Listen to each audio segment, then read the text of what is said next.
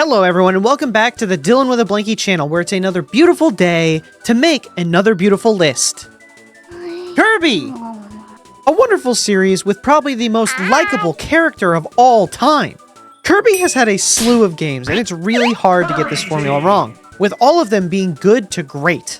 Now, of all the games the Puffball has starred in, I'd like to talk about one that holds some personal feelings for me. Kirby 64. I have a little story about this game. Once, a long time ago, when I was but a small gamer, my grandma took me to get a brand new at the time Game Boy Advance. There was just one problem. It was pink.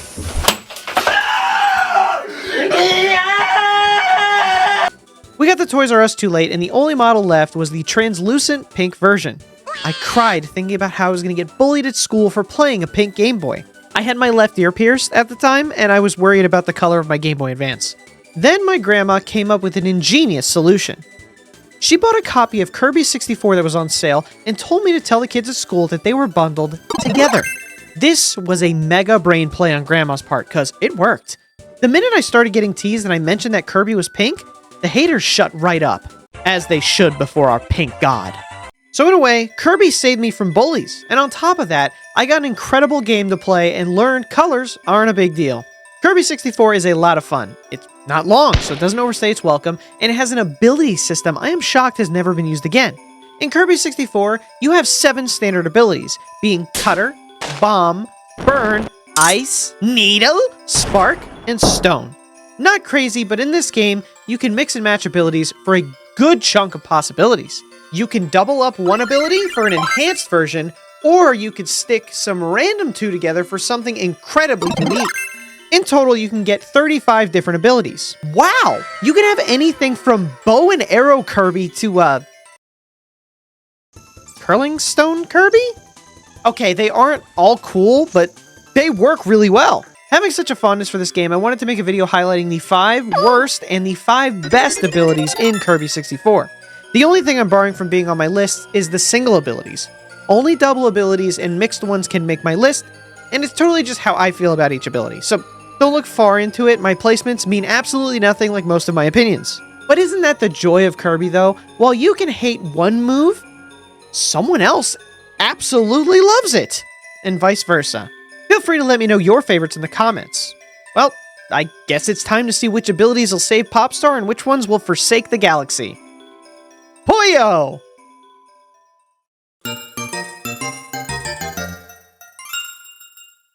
In a game where you can be a snowman that explodes, or a Kirby with a pirouette sent from heaven, you chose to do Double Needle.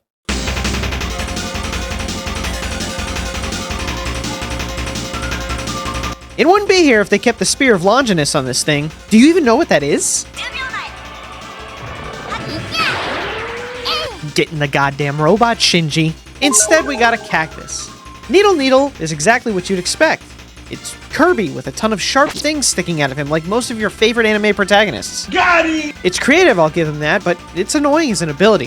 Once activated, you have sharp stuff poke out of Kirby like a corkscrew, a pencil, a fork, a rusty nail. That way if he doesn't finish you off, the tetanus will. And if you missed with the nail, he has a syringe full of tetanus itself. You won't survive. It's not very mobile of an ability. If you use it in air, you drop right down, and it stops you right in your tracks on the ground. He can stick to walls, though. That's cool.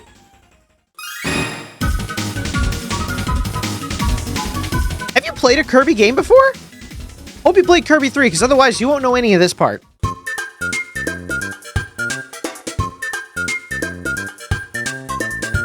We love a good callback ability.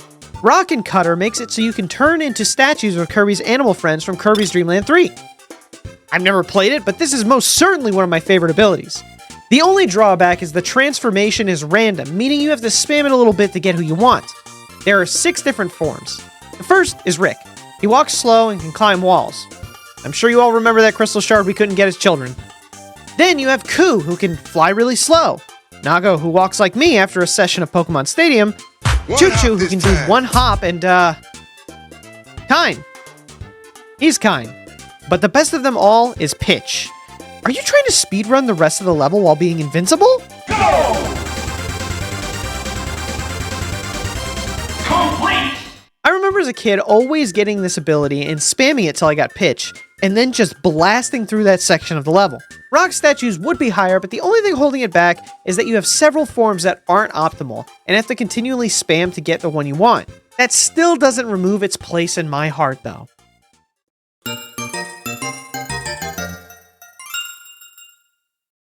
Hey! Do you like dying? I've got the right ability for you then.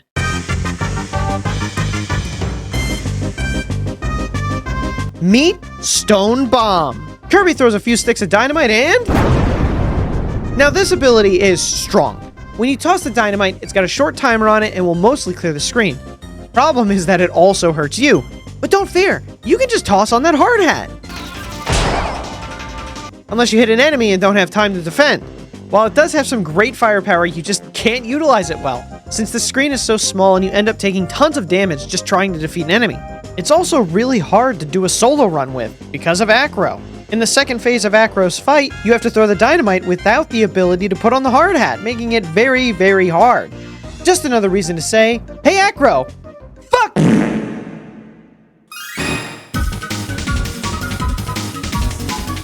It's not very mobile of an ability. If you use it in air, you drop right down, and it stops you right in your tracks on the ground.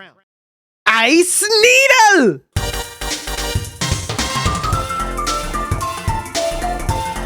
It's my list, and I'll do what I damn well please. What happens when you make Needle good? You get this.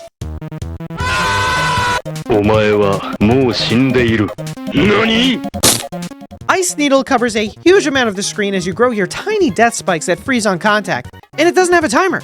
Wait, what? You picked a curling stone? Why?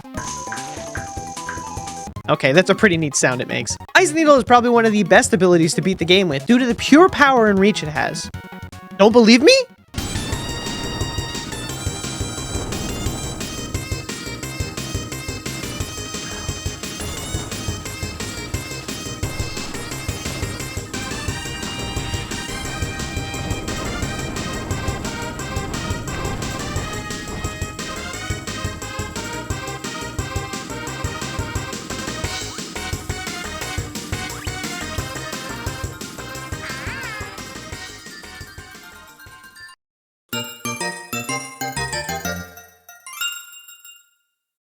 Imagine a perfect world.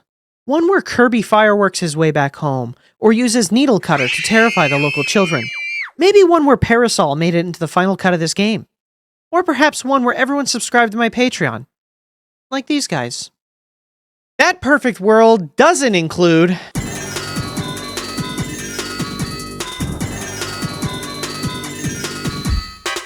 I didn't expect much from Kirby lighting himself on fire, but here we are. Sparkburn has Kirby pull out a little sheet of tinder and he rubs it on himself till he spontaneously combusts. Woe is me. The initial sparks damage enemies, and once on fire, you dash at top speed in a direction with the ability to hop once and are unable to break away till the fire dies out. It can definitely be useful in a boss fight, but come on, look at Kirby. You think he enjoys this? He doesn't, and you should feel bad for subjecting him to this.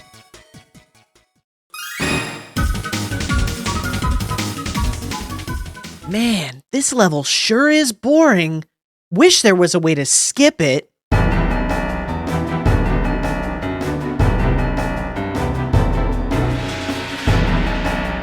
Hey, do you hate playing the video game? So do speedrunners. That's why we've got this bad boy.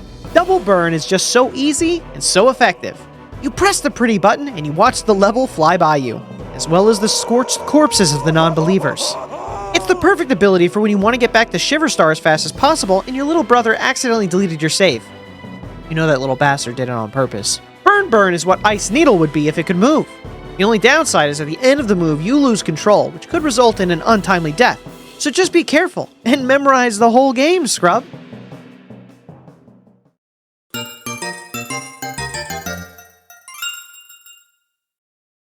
Nestled in the depths of the worst abilities, like sleep. Kirby cosplaying as a janitor. Kirby, but he didn't finish art school. We have... Iceburn.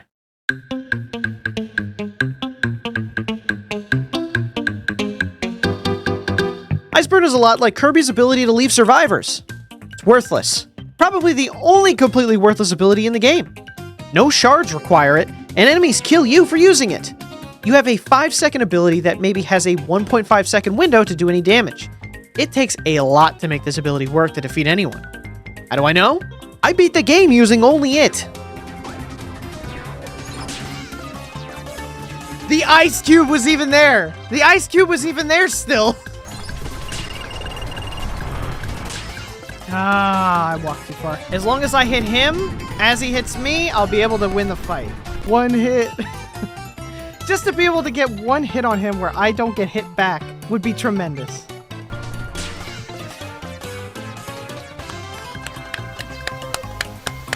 Yeah, it's rough. The only redeeming quality is that it can be used to truly challenge how good you are with the shittiest ability in a game made for children. I'm 30.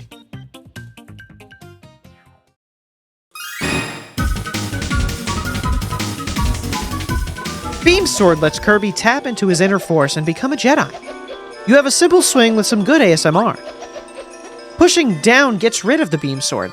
It's not too crazy. What is crazy, though?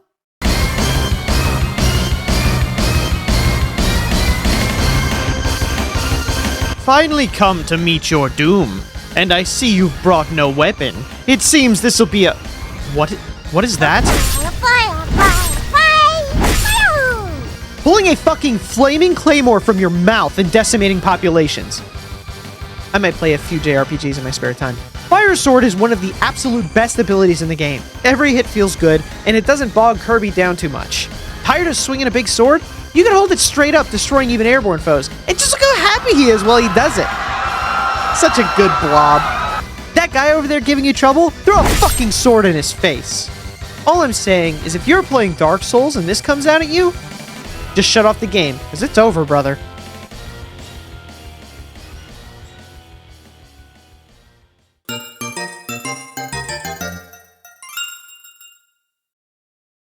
The worst ability is, without a doubt, the fridge. Whoa, okay, sorry, hold on, wait. The best ability is, without a doubt, the fridge. Okay. It's the worst. Alright, that's it. Enough. Fridge is both the best and worst ability. I said it.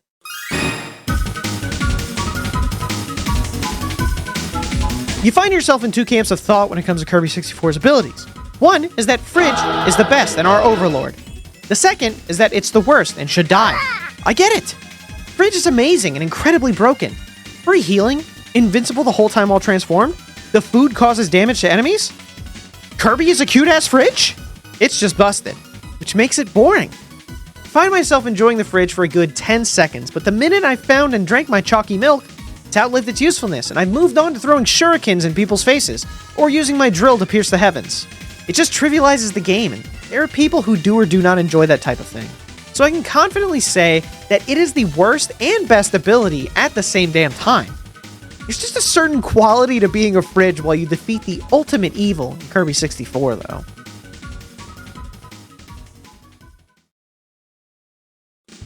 Well, guys, that's my list. What do you think? What's your favorite ability or least favorite ability in all of Kirby? Let me know in the comments. I'm still pretty amazed that this ability formula hasn't been reused or improved upon. I'd love to see it make a return one day. I appreciate you guys for watching all the way through. This video was a quick and fun one to make.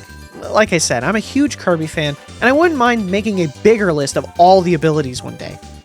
If you'd like to see that, drop a like and a sub, and I may just get around to it. Thanks again, everyone, and remember to please stay cozy. Till next time.